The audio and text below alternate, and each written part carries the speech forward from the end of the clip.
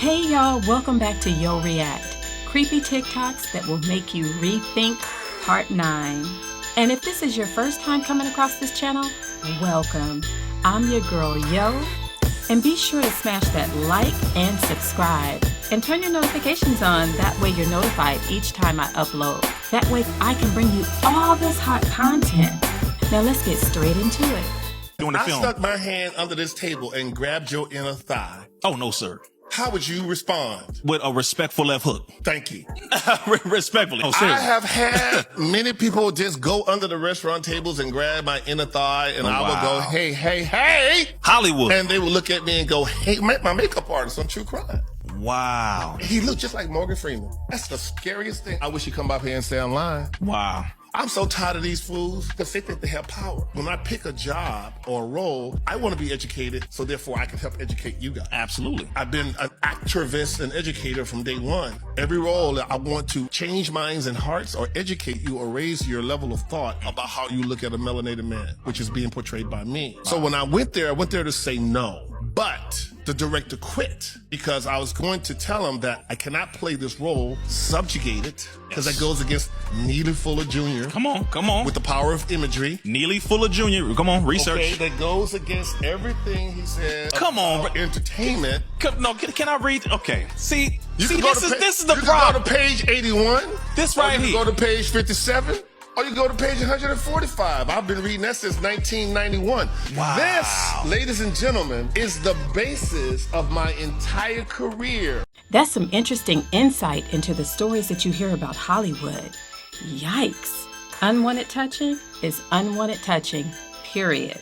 Cuba Gooding Jr. had one of the craziest falls in Hollywood because he fell off not once, but twice. And now he's pretty much blacklisted in Hollywood because nobody wants to work with him anymore. And now he's come out to expose who really killed his career, and trust, you are not going to believe who he really blames. So it's not exactly rare to see celebs fall off in Hollywood, but Cuba Gooding has to be one of the wildest cases of celebs losing it all and falling off pretty hard. He was Hollywood's it boy back in the 90s, and everyone thought that he was going to be one of the biggest black actors. Think of Will Smith and how he was everyone's golden boy before the whole entanglement and Oscar drama, and that's exactly what everybody expected from Cuba, but unfortunately that never happened. While Cuba had already made a name for himself in the early 90s, he became even more famous in 1996 when he played Rod Tidwell in the movie Jerry Maguire, and he won an Oscar for Best Supporting Actor in 1997. At the time, a lot of people felt like the Oscars were biased in his favor because there were other people who deserved it more than him. But hey,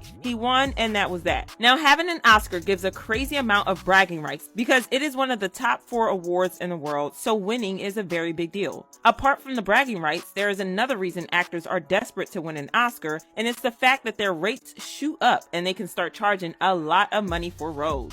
Winning an Oscar earns them a space in a super elite group of actors, and it pretty much means that they've cemented their place in Hollywood because they can start charging as high as double or even triple what they were charging before winning. It was even more special for Cuba because not many black actors were winning Oscars back then. So when Cuba won his Oscar, everyone thought that he had finally made his way to the top. You know, getting the best roles, making a lot of money, and stuff like that. But unfortunately, things didn't work out that way for Cuba because his life started falling apart after his Oscar win. After winning the award, he was a hotcake in the industry and everybody wanted to have him in their movies.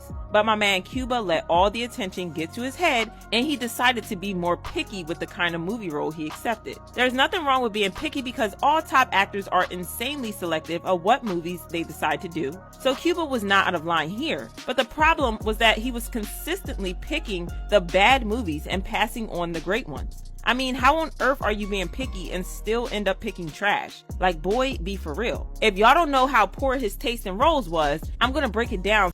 It's incredible what a talented actor he is. You know, I miss seeing him in pictures. Hearing this makes you wonder if there's forces and or people behind the scenes working against him.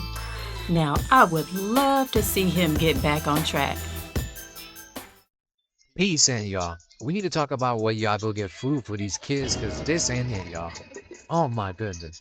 This is an ice cream machine at a Dairy Queen, y'all.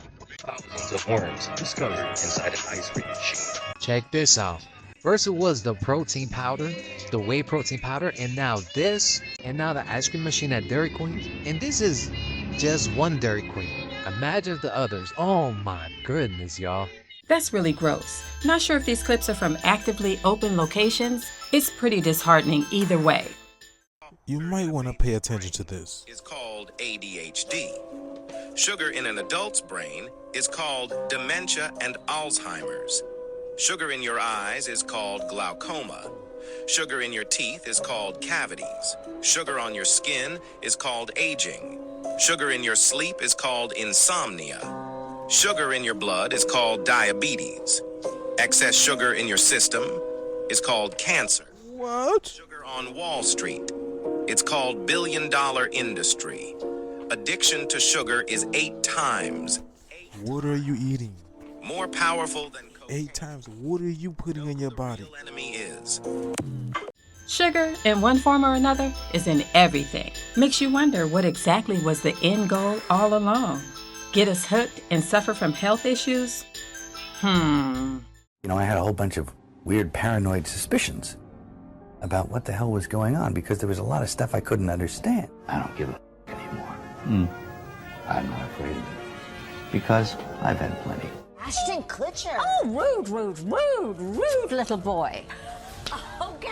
Mel Gibson has exposed Hollywood's deepest, darkest secrets time and time again. Once again, it seems he has carried on his tradition of speaking the hard truths. He has refused to keep quiet regarding one of the biggest and most controversial celebrities today. Mel thinks the beloved Ashton Kutcher is nothing like he seems and that Hollywood is being fooled. What sizzling secrets has the director revealed this time? Let's find out. Ashton Kutcher has not done a lot of movies or shows lately, but that hasn't stopped him from making it to the headlines. The actor has been at the receiving end of a lot of backlash for various controversies over the years. From exposing his unhygienic lifestyle to writing leniency, letters for an abuser, the actor has had a hand in just about every sort of controversy. But Mel Gibson's latest expose makes all the previous ones seem mild. Apparently, the director has exposed the actor as being a Hollywood handler. A viral video online has claimed that Mel Gibson has revealed some dark truths about Ashton. According to it, Ashton has hidden his secret identity for years now while he works as a covert handler for the Hollywood elites. The clip started off as Mel Gibson has gained a reputation for being outspoken about some unsettling truths within Hollywood. And this time, it appears he's set his sights on the beloved Ashton Kutcher, who recently found himself at the center of a controversy. The video called Gibson as a fearless guy, one of the many few in the industry who aren't afraid to speak the truth. It's evident that he has never been afraid to speak his mind, and that includes not fearing Kutcher either. To that end, the internet seems to be abuzz with speculation that Gibson appears to be prepared to unveil some uncomfortable hidden truths about Ashton as well, suggesting that he might be a handler.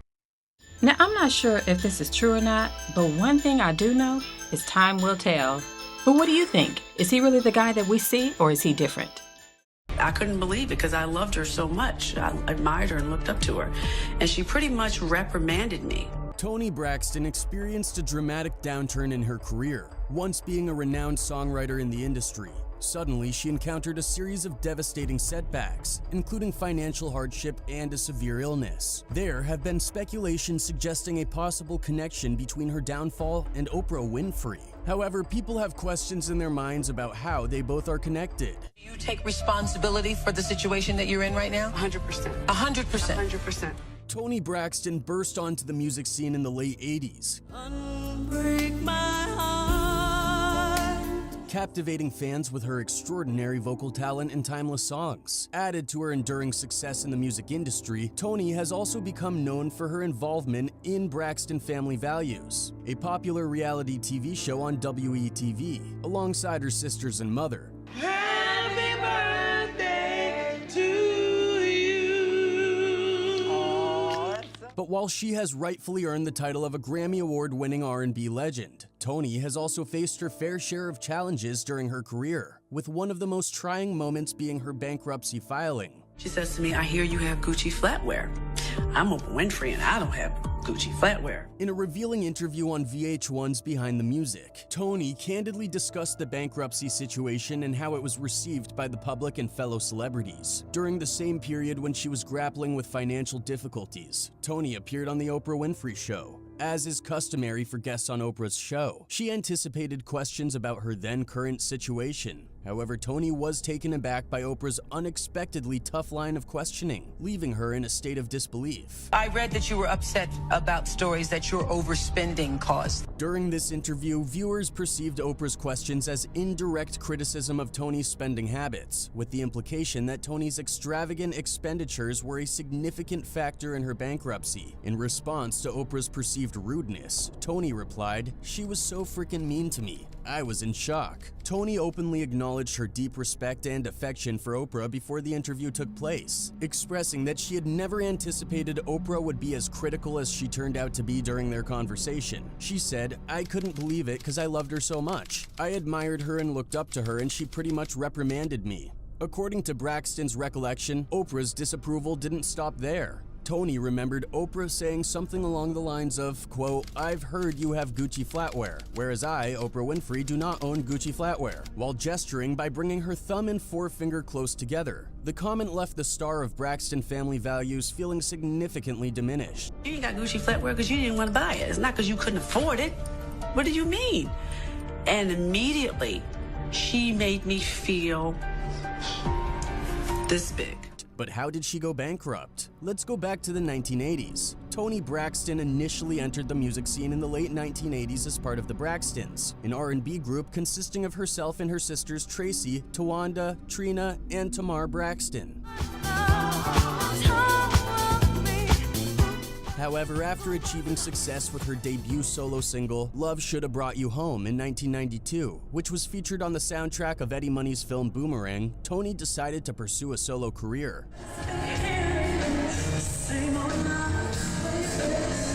Toni released her debut solo album in 1993, which not only reached the #1 spot on the Billboard album chart, but also included popular hits such as Another Sad Love Song and Breathe Again. Her second album, Secrets, released in 1996, was another massive success, selling over 15 million copies worldwide. It featured the biggest hit of her career, Unbreak My Heart, which held the #1 position on the charts for an astounding 11 weeks and catapulted Toni to international music stardom.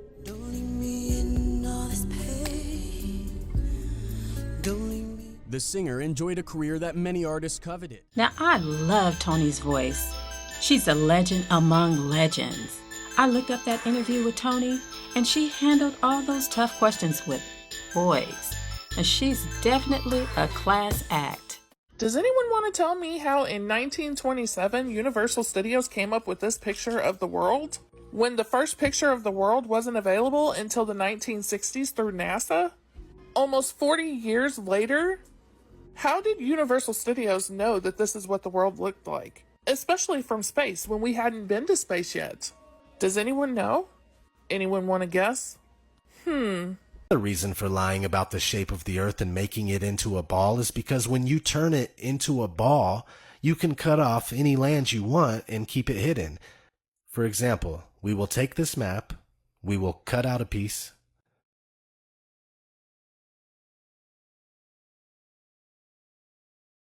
and we will take this flat piece and wrap it around a ball. Now, this is where I tell you that this is all there is. You can only go to destinations that are on the globe because you now believe that's all there is.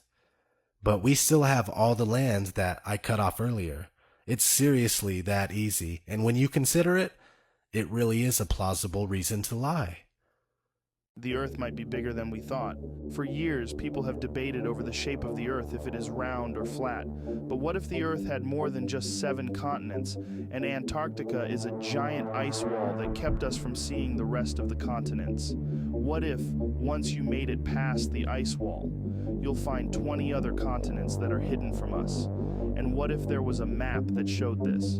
There are theories that these continents contain prehistoric animals, aliens, and advanced civilizations, and that the 7 continents that we are living in is actually a giant farm or business owned by a small handful of families that make up the filthy rich past the ice wall.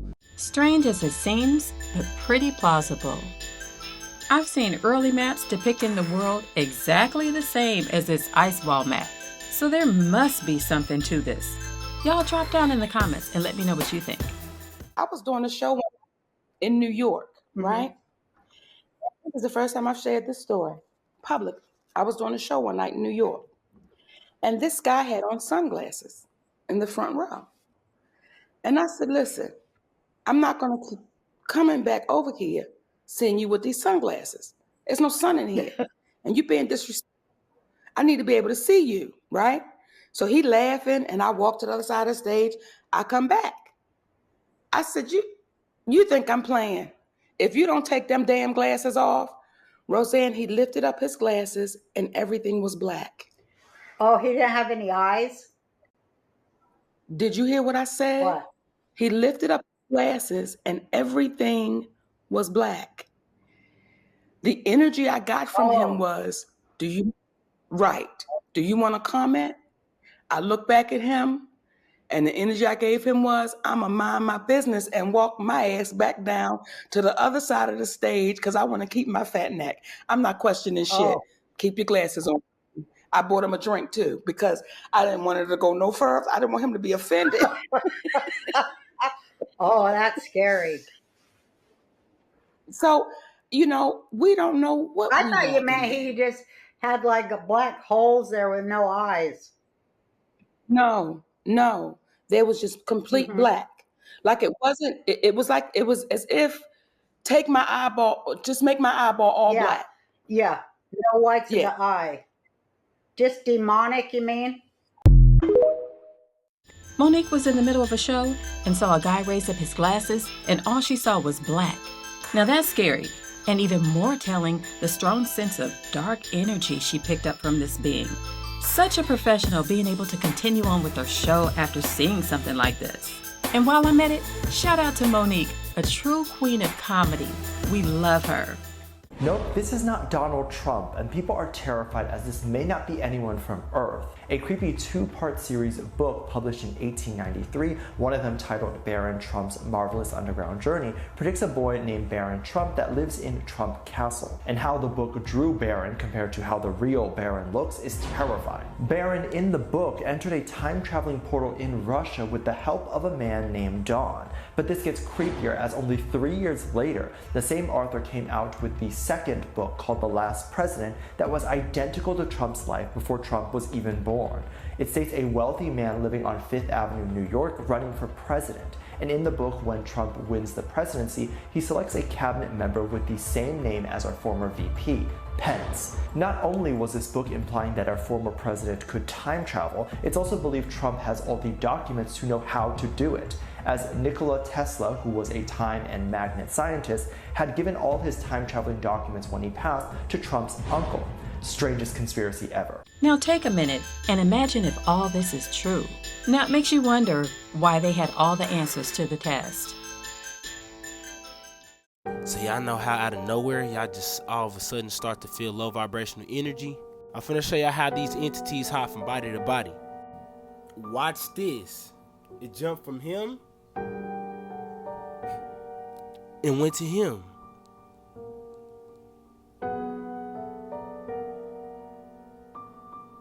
Let's watch this again. Look closer. It jumped out of him and went into him. And this is why it's very important that you keep spiritual protection on you. Like certain crystals, and I'm gonna even go as far as saying I must walk outside the house with a stick of sage. This is also why it is very important that you cleanse yourself before you come into your home, because you never know what type of energy that you bring into your home. That man didn't touch him, look at him, talk to him, or any of that. Only thing he did was simply pass right by him. And you seen that entity hop from vessel to vessel. And also, while you outside the house, you have to pay very close attention to your energy. If you having mood swings out of nowhere, thoughts out of nowhere that are not usually your thoughts. And if so, keep this video in mind, because what you just seen was a real life entity transfer. You ever been somewhere and someone with bad intentions and energy shows up? The whole room changes. You know what I'm talking about. Like Bad News Bob or Negative Nancy, they affect the whole vibe. What happens when you die? When you die, you have choices. You don't know this, but you have choices.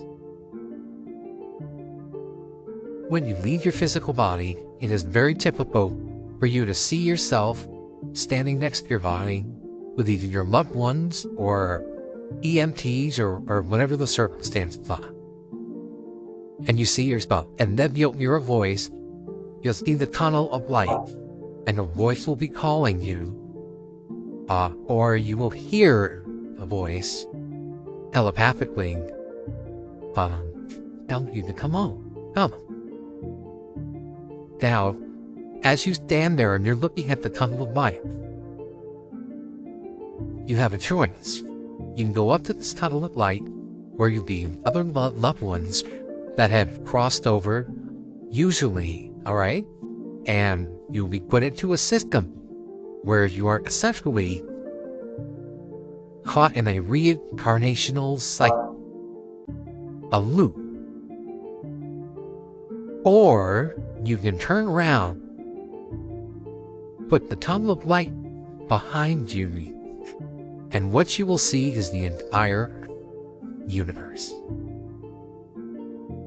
If you choose to go to the universe instead of the tunnel of light, whatever dimension you came from when you came down here to Earth, okay, we'll keep it all present, time and place. Earth, whether it was 6th, 7th, 8th, 9th density, whatever it was, if you choose the universe and you say to yourself, I wish to go home, you will return to that dimension from which you came. So if it's 5, 6, 7, or 8, you will leave here and you will go back to that dimension. Now, what would you do when faced with a decision like this? Myself, I think I would choose the universe. He said you'll come back, but he didn't say what you'll come back as. Just that you'll come back. Meet Garrett Morgan, the inventor of the gas mask and the traffic light. Richard Spice invented the automatic gear shift, and in 1839, Edmund Berger invented the spark plug. Joseph Gamow invented the supercharged system for the internal combustion engine. Thomas J. Martin was given a patent for the improved fire extinguisher in 1872, while Percy Julian also invented a fire extinguishing foam for gasoline and oil fires. Ellen Elgin invented a special type of clothes wringer, which was a machine that had 2 rollers in a frame that was connected to a crank. Clothes would be fed in between the 2 rollers, and as the crank was turned, the clothes would have the water pressed out of them. Sadly, she sold the device for $18 to a large company, fearing that it would lose value if people knew that a black woman invented it. In 1899, John Burr perfected and invented the improved rotary blade lawnmower. Walter Wiley Jones started the first streetcar line. That clothes roller invention was sold for $18. Can you imagine what that would be worth in today's market? We are such innovative people. Did you guys have a good time? I did. As always, if something piqued your interest, send me a comment and let me know how you feel and what you think. Well, that's it, guys. Be sure to hit that like, subscribe, and hit that notification bell. You're rocking with Yo React. Be sure to spread love, take care, and stay curious. I'll see you in the next one. Love and light. Bye-bye.